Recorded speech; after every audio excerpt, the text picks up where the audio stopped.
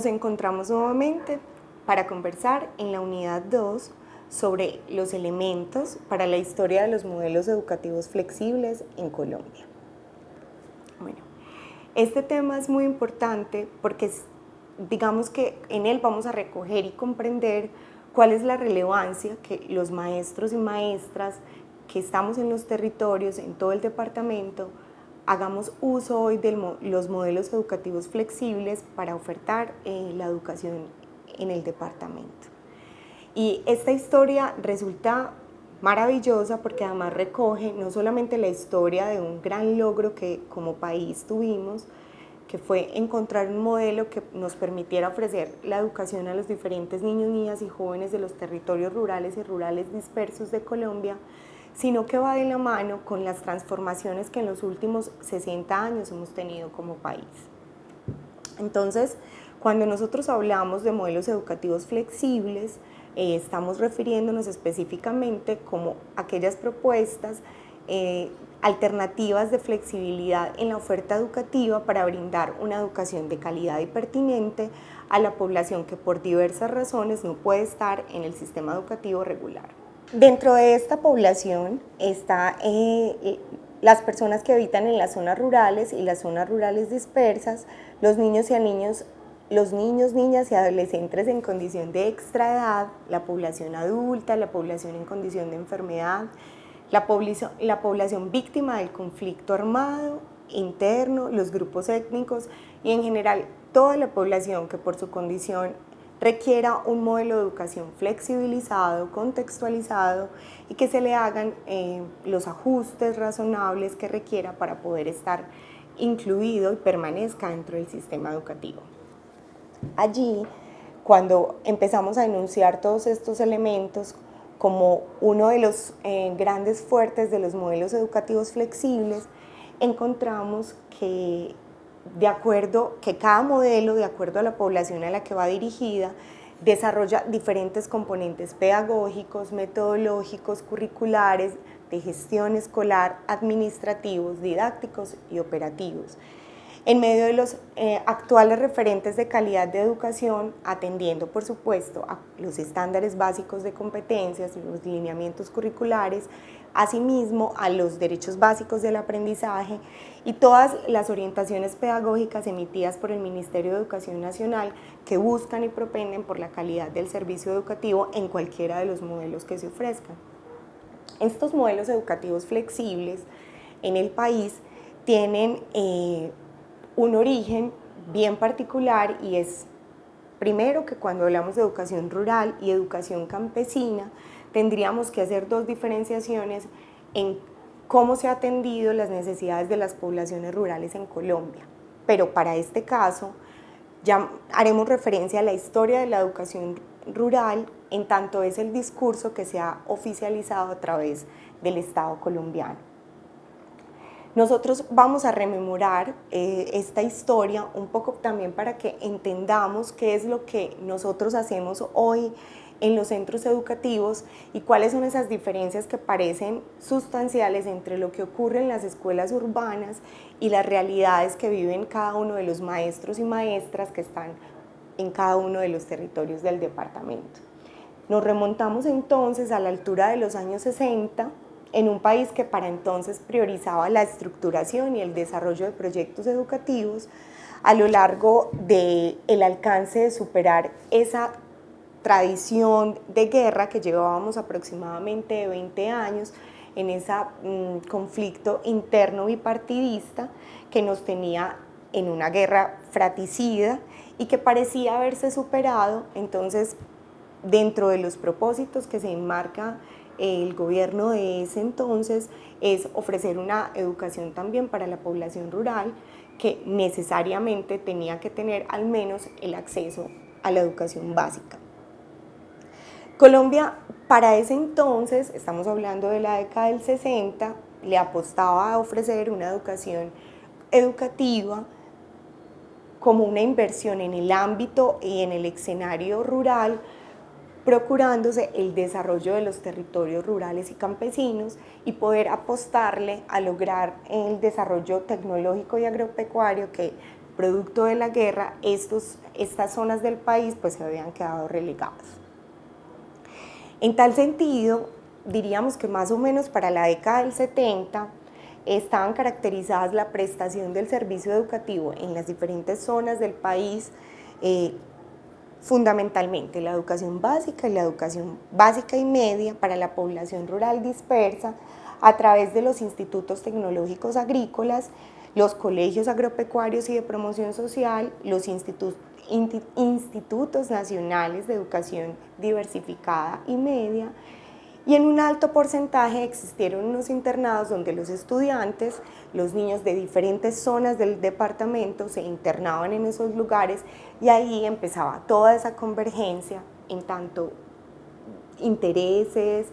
lugares de origen, y que los maestros y maestras que estaban en esos lugares de internado eran quienes acompañaban a los estudiantes en esa, además, comprensión de los cambios culturales, entender cuál era el propósito de terminar no solamente la básica, sino también poder acceder a procesos educativos de la media. Entonces, ¿cómo surgen lo que hoy conocemos en Colombia como modelos educativos flexibles? Diríamos que cada modelo educativo flexible tiene su historia, pero sin duda hay un precedente y una ganancia en el modelo de escuela nueva, que fue, digamos, que el gran soporte o la sombrilla que le empieza a dar la fundamentación al resto de modelos educativos que posteriormente el país ofrece en su canasta educativa. Nace a partir entonces de las escuelas unitarias,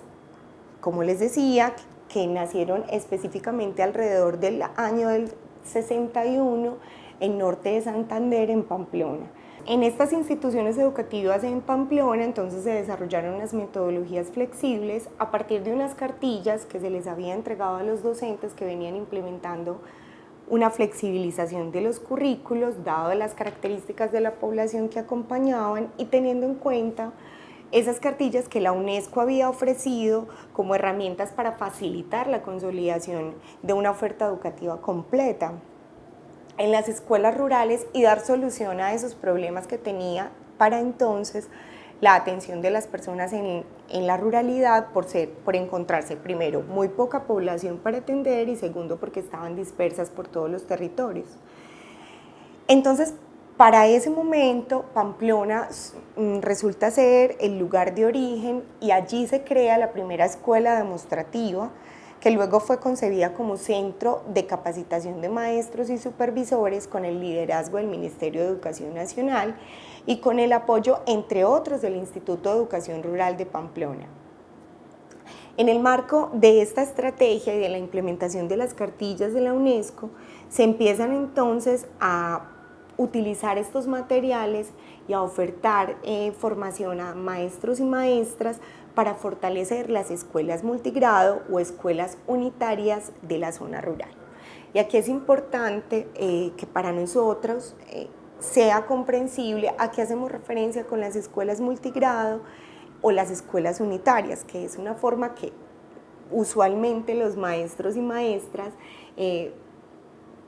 utilizan para referirse a esa forma de escuela o esa imagen de escuela que data de esos inicios de los modelos educativos flexibles en las que había un docente o una docente acompañando una escuela con todos los grados y con todos los estudiantes. Entonces a esa escuela la llamábamos la escuela unitaria. Y la escuela multigrado era donde podíamos encontrar unos docentes acompañando los diferentes grados de la básica primaria y dictando todas las áreas. Entonces ahí hay un primer momento que identificamos en el que empieza a consolidarse a partir de esa escuela demostrativa de Pamplona y que resulta ser el precedente para las diferentes propuestas que a lo largo de los años se han venido desarrollando en el país para ofertar el servicio educativo. Entonces, si hiciésemos una línea de tiempo para entender cómo hemos llegado hasta hoy, cómo la apuesta y la invitación es para que todos y todas en nuestras instituciones educativas entendamos que el ejercicio hoy es en aras de, primero, pensar cómo el recorrido histórico para llegar a lo que hoy ofrecen los modelos educativos flexibles a las poblaciones rurales dispersas no es un desafío menor, pero que estamos con toda una trayectoria histórica en relación a lo que se ha hecho en el país, pero además la experiencia, no solo de la implementación de los modelos educativos flexibles, sino la experiencia previa que traemos de esta reciente pandemia. Entonces, en 1967, recuerden que nos quedamos en 1961 con la creación de estas primeras, de esta escuela demostrativa y luego cómo se expande por las escuelas de Pamplona. El Ministerio de Educación Nacional promueve la expansión de este modelo educativo flexible y crea unos centros de capacitación regional y conforma una unidad coordinadora al interior del ministerio. Entonces ahí empiezan a fortalecerse todos esos ejercicios de capacitación y extensión a lo largo del territorio con maestros y maestras que iban a empezar a replicar en los diferentes territorios, sobre todo de la zona andina, del centro del país y en San Andrés, de este modelo que iba a facilitar entonces la educación de estas personas que no iban a las instituciones de manera regular. En 1968 entonces aparece como un instrumento que va a ser el primer manual de formación de los maestros y maestras y una cartilla para los estudiantes elaborada en unidades, y allí quizás empezamos a encontrar esos esbozos de lo que hoy nosotros conocemos como las cartillas del modelo de escuela nueva y por supuesto de los modelos de posprimaria y secundaria rural, ¿cierto? Todos estos elementos que empezaron a ser mediadores del acto pedagógico, como son las cartillas, surgen entonces en ese momento, en el año de 1968, con un propósito: organizar los contenidos, los requerimientos de dotación, la adaptación de los reglamentos, pero también empieza a surgir un elemento central en todos los modelos educativos flexibles y es cuáles son las formas de gobierno escolar y las formas de trabajo que van a empezar a implementarse al interior del aula, es decir, la elaboración de fichas temáticas que le permitían a los maestros y maestras llevar el currículo de una manera secuenciada, así tuviesen diferentes niños y niñas de diferentes grados. Entonces, para la década del 75 se produce la primera versión revisada del manual hacia una escuela nueva que recoge la experiencia del proceso de implementación y retroalimentación de ese proceso, y además de extenderse en norte de Santander, llega al centro del país y se asienta con mucha importancia en Boyacá y Cundinamarca. Entre 1979 y 1982 se financia la expansión del modelo de escuela nueva con aportes del Banco Interamericano de Desarrollo y se empieza una cobertura más o menos de 1.500 escuelas en lo largo de todos los departamentos, pero específicamente hay una apuesta por llegar también a Huila, al Meta y ampliar toda la cobertura en San Andrés. Entre el 82 y el 83, el modelo de escuela nueva tiene un enorme fortalecimiento y es que recibe dotación de escuelas desde la UNICEF para poder que se lleve esta implementación a distintos lugares del país y que se expanda a una zona que para el momento todavía no había logrado llegarse, y es que estamos hablando desde 1961 al 83 apenas se llegaba al Pacífico colombiano.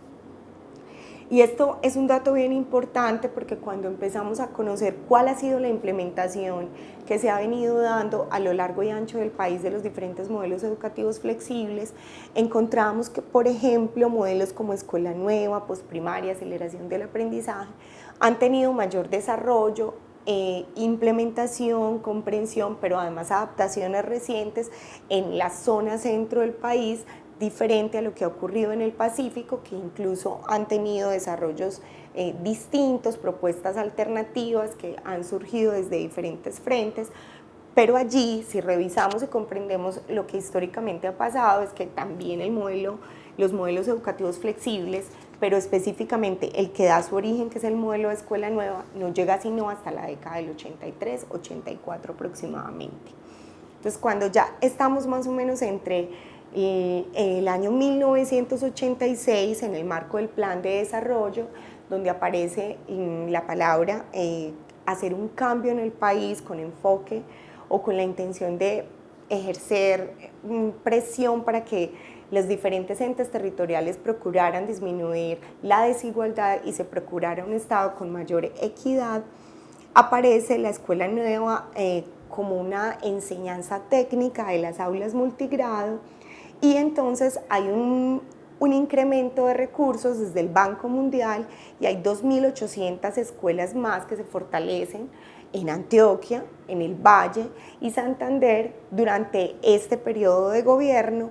y además empieza a haber una conexión entre las universidades públicas del país, las normales, y los institutos de educación superior para hacer investigaciones de cuál es el impacto o la pertinencia que tenía estos modelos que se venían desarrollando en Colombia. Además, porque ya empieza a ser conocido y también empezamos a exportar ese modelo a otros lugares y a otras latitudes con gran aceptación, y también los maestros y maestras que empiezan a llegar de las normales a los lugares y a los territorios, empiezan a también entablar preguntas, propuestas distintas de cómo se está llevando pues el modelo en los diferentes lugares del país. Y aquí me parece muy interesante, y es que si nosotros hiciésemos una analogía con lo que ocurría en el país y lo que es el departamento de Antioquia, casi que pudiésemos también recoger e invitarlos a recoger cómo ha sido la comprensión y la aplicación y la interpretación que se han hecho de los modelos educativos flexibles a lo largo de nuestro departamento, por la variedad de cada una de sus zonas, las culturas, las prácticas escolares, las creencias, la relación con la escuela, la expansión de los territorios, qué tan poblados o no son algunas de las zonas del departamento. Entonces ahí también empezamos a hacer la reflexión, quizá alguno de ustedes que esté ubicado en el Magdalena Medio no tendrá la misma comprensión o aplicación de lo que han sido los modelos educativos flexibles en sus contextos, como si estamos ubicados en el suroeste antioqueño. Llegamos entonces a 1988, y ahí, dentro de un plan de economía social, el Estado adopta para el área rural la metodología de Escuela Nueva como principal estrategia para ampliar la cobertura y mejorar la calidad de la educación. Es decir, estamos hablando que se adopta oficialmente el modelo educativo flexible, y entonces a partir de esa alianza que se venía gestando con universidades como la Universidad Pedagógica Nacional, la Universidad del Valle, la Universidad de Antioquia, se empiezan a realizar esas investigaciones, y con la editorial del Ministerio de Educación Nacional se empiezan a producir materiales educativos que van a ser los que fundamentan esas nuevas implementaciones del modelo educativo a lo largo del territorio. Desde el 1988 hasta más o menos 1993, hablamos que ese material fue el que le permitió a los maestros y maestras poder llevar esa estrategia a las aulas. Desde 1967 hasta 1990, el Ministerio de Educación Nacional conforma un equipo multidisciplinario que se ha encargado entonces, con los aportes de las diferentes universidades, de poder fortalecer, evaluar, hacer seguimiento y comprensión de cómo ha sido la implementación a lo largo de todo el país de estos modelos educativos. Hasta entonces llegamos al 1999 con el Proyecto Educativo Rural PER, que muchos de ustedes probablemente conozcan o hayan escuchado. Se decide adoptar el modelo educativo de Escuela Nueva para fortalecer la oferta educativa de la básica primaria. Pero entonces eso ya empieza a instalar la pregunta de, bueno, cuando la población campesina en los últimos 30 años ya logra pasar de ser la población más entre el 80% de la población del país analfabeta e introducirse en los procesos educativos y tener culturas más escolarizadas, a instalar la demanda ante las entidades gubernamentales por, bueno, ¿y qué pasa? ¿Nosotros qué vamos a hacer después? Nuestros hijos y nuestras hijas, ¿qué van a hacer para poder continuar sus procesos educativos. Entonces, para la implementación del PER entre el 2000 y el 2007, se hace una valoración de los modelos educativos pertinentes al sector rural, de carácter oficial, por supuesto, y se decide ponerlos en funcionamiento, toda esa experiencia que se había tenido a partir del modelo de escuela nueva, para poder pensar cuáles eran los propósitos educativos que íbamos a tener en las educaciones de básica secundaria. Y entonces ahí surge esa otra canasta educativa y empiezan, de la gran sombrilla que les mencionaba inicialmente, a aparecer modelos con la estructura también pedagógica, curricular, de materiales, de gestión escolar, administrativa. Alrededor de 1995 se ha logrado el diseño de la totalidad de las guías y como toda la propuesta curricular para los grados de sexto a noveno, y con toda la experiencia previa del modelo de escuela nueva, llega entonces de oferta para las poblaciones rurales con la posprimaria rural y se convierte en la primera solución que ofrece el sistema educativo colombiano para que los estudiantes de las zonas rurales y rurales dispersas puedan continuar con sus estudios. Con la experiencia previa que teníamos entonces de posprimaria, llegan otros modelos educativos flexibles con ese antecedente y la necesidad de responder a aquellas personas que superaban los 13 años de edad y no habían estado insertos en el sistema educativo ni habían cursado la básica primaria. Entonces aparecen modelos como la aceleración del aprendizaje, caminar en secundaria, más o menos para el año 2009. Luego hablamos de la educación media rural, con diferentes variaciones y operadores, estamos hablando del año 2006, y con ello entonces diríamos que es la historia de todos estos modelos educativos flexibles que hablan de una apuesta y una oferta educativa que el Estado colombiano incluso ha logrado que tenga grandes reconocimientos en otros escenarios, en otros países, por sus enormes virtudes